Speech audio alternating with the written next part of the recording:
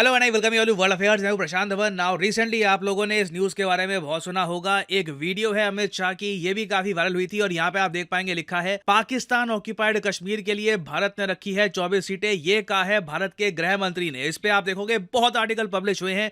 24 seats in Pakistan occupied Kashmir reserved since it is ours. Since ये हमें belong करता है तो हम उतनी सीट्स, लेजिस्लेटिव असेंबली की उतनी सीट्स वहां पर रखेंगे। लोकसभा की सीट्स की बात नहीं कर रहा हम यहाँ पे। तो अब क्वेश्चन यहां पर यह आता है कि ये क्यों किया जा रहा है, अचानक से ये न्यूज सामने क्यों आ गई है कि 24 सीट्स हम अब रिजर्व कर रहे हैं।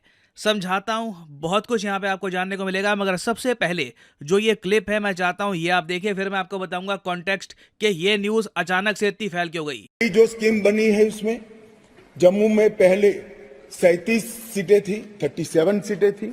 ये भी न्याय का सवाल है। जम्मू में पहले 37 सीटें थी, अब 43 हुई है, 43 हुई है। कश्मीर में पहले 46 थी, अब 47 हुई है।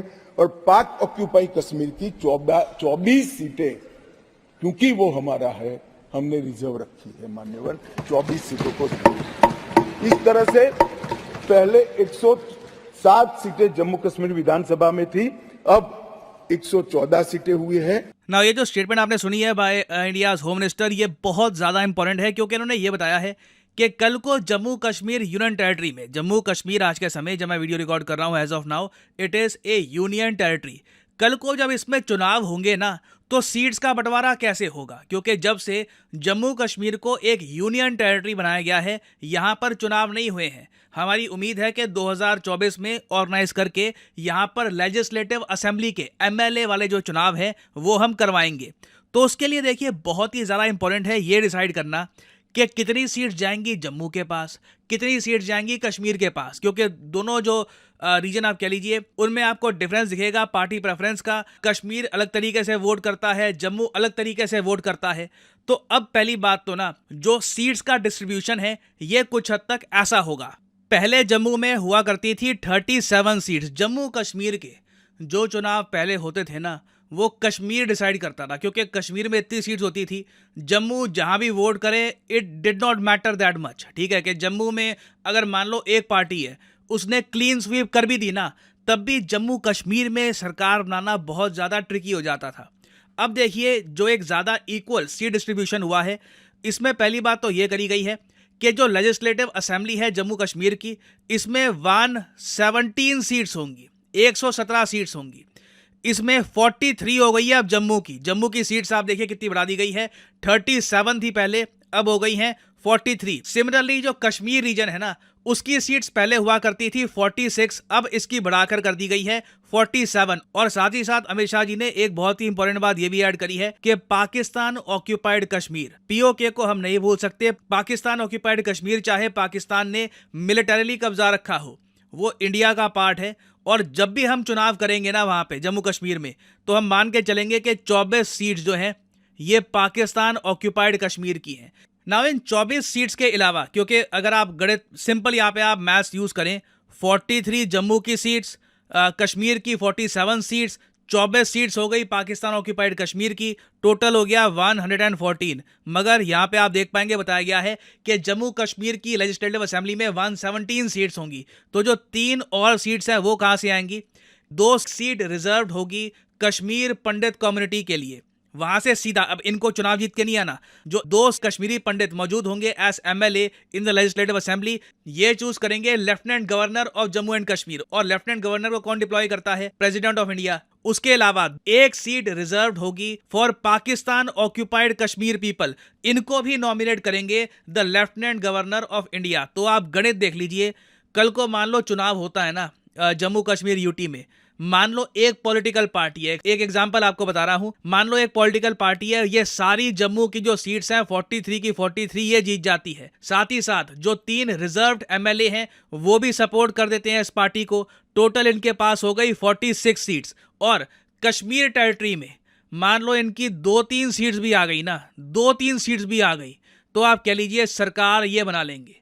तो ये मैं कहूंगा बहुत ही ज्यादा इंपॉर्टेंट है। आने वाले समय में जम्मू कश्मीर यूटी में जो चुनाव होंगे ये बहुत ही ज्यादा इंटरेस्टिंग होने वाले हैं। पहले 2 नॉमिनेटेड मेंबर हुआ करते थे, अब 5 नॉमिनेटेड मेंबर मान्यवर इसमें होंगे। जम्मू कश्मीर के कानून के हिसाब से 2 महिलाओं को राज्यपाल द्वारा मनोनीत किया जाता है और धारा 15 के अनुसार किया जाता है। और अब इसमें कश्मीरी प्रवासियों में से 2, जिसमें से 1 महिला, और पाक ऑक्यूपाई कश्मीर से 1 नामांकन किया जाएगा। तो ये बात थोड़ा सा वैसे मैं और ऐड कर दूं कि 2 महिलाओं के लिए सीट्स पहले से ही रिजर्व थी, तो अब जो टोटल रिजर्व सीट्स हो गई है ना जम्मू कश्मीर लेजिस्लेटिव असेंबली में, ये हो चुकी हैं 5। तो इलेक्शंस पे अगेन इसका ह्यूज इंपैक्ट आएगा ना। अब यहाँ पे आपका एक क्वेश्चन ये भी आएगा कि ये सब अचानक से इसकी न्यूज़ कैसे आ गई, ये हमने कैसे लागू किया है। तो इसका आंसर आपके सामने है। रिसेंटली लोकसभा में 2 बिल पास किए गए हैं जम्मू कश्मीर से रिलेटेड, उसी के वजह से ये इम्पैक्ट हम देख रहे हैं। पहला जो बिल है इसका नाम है the Jammu Kashmir reorganisation amendment bill. इससे जो जम्मू कश्मीर रीऑर्गेनाइजेशन एक्ट है इसमें बदलाव किए गए हैं, अमेंडमेंट हुई है एक, ठीक है। दूसरा यहाँ पे है Jammu Kashmir reservation amendment bill. तो रिजर्वेशन का जो जम्मू कश्मीर में ऑलरेडी एक्ट है उसमें भी बदलाव किए गए हैं। तो जो ये दोनों बिल हैं ये लोकसभा में हो चुके हैं पास। उसके बाद ही हमने देखा कि भारत के होम मिनिस्टर ने ये स्टेटमेंट दी है। अब वैसे मुझको यहाँ पर एक बात ऐड करनी पड़ेगी कि जो ये 24 सीटें हमने रिजर्व कर रखी है ना पाकिस्तान ऑक्यूपाइड कश्मीर के लिए ना, जब हम कहते हैं ना पाकिस्तान ऑक्यूपाइड कश्मीर, तो ये पूरा एरिया जो है ना, देखो पाकिस्तान ने तो ये एरिया डिवाइड कर रखा है। ये इस एरिया को ये कहते हैं गिलगित बाल्टिस्तान, इसको ये कहते हैं जी AJK। तो हम लोग तो ओवरऑल ये एरिया और ये सारा एरिया इसको कहते हैं Pakistan occupied Kashmir. Now India ने ना 1956 से, जी हाँ 1956 से, जब सबसे पहले जम्मू कश्मीर का संविधान बनाया गया था। आज के समय जम्मू कश्मीर का संविधान नहीं है। जब जम्मू कश्मीर का संविधान बनाया गया था ना, उसी टाइम से हमने ये प्रोविज़न रखा था कि जो पाकिस्तान ऑक्यूपाइड कश्मीर है उसकी सीट्स हम रिजर्व रखेंगे। तो अब बेसिकली हुआ क्या है कि संविधान तो हट गया, मगर जो ये प्रोविजन है ना कि जम्मू कश्मीर का जो एरिया कब्जा रखा है पाकिस्तान ने उसकी 24 सीट्स रिजर्व रहेगी, वो प्रावधान हम नहीं हटा रहे, वो हम कंटिन्यू करके रखेंगे, वो लेगेसी आगे बढ़ती रहेगी। और ये आप कह लीजिए एक हिस्टोरिकल ब्लंडर भी था इंडिया का कि हमने पाकिस्तानी आर्मी के अगेंस्ट उस टाइम 1947 में इतना ज़्यादा स्ट्रॉन्ग एक्शन लिया नहीं। इन लोगों ने बहुत सारा एरिया POK का कब्जा लिया। ये इशू भी बाय द वे वैसे पार्लियामेंट में डिस्कस किया गया था।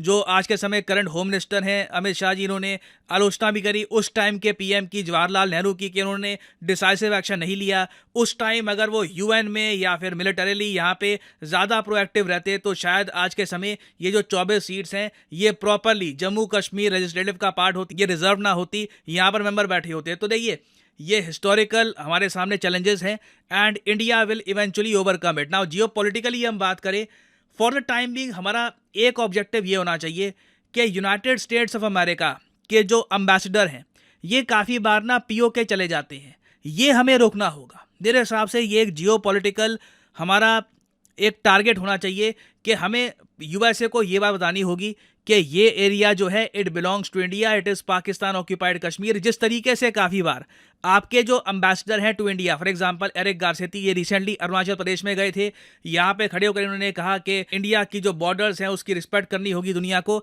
सेम केस हमको POK में भी चाहिए। This is very very important. और आई थिंक US इंडिया की जो फ्रेंडशिप है उसका असली टेस्ट इसी बात को लेकर होगा कि क्या इंडिया की सॉवरेनिटी को US इंपॉर्टेंस देगा या नहीं देगा। जो खालिस्तान वाला इशू है उसको लेकर मेरे हिसाब से थोड़ा बहुत ट्रस्ट इरोड हुआ है, बट इंडिया डेफिनेटली US को ये कह सकता है कि इन द फ्यूचर अपने रिप्रेजेंटेटिव्स, अपने मेंबर ऑफ पार्लियामेंट, अपने एम्बेसडर्स को स्पेशली POK में मत भेजिए। It is an integral part of India.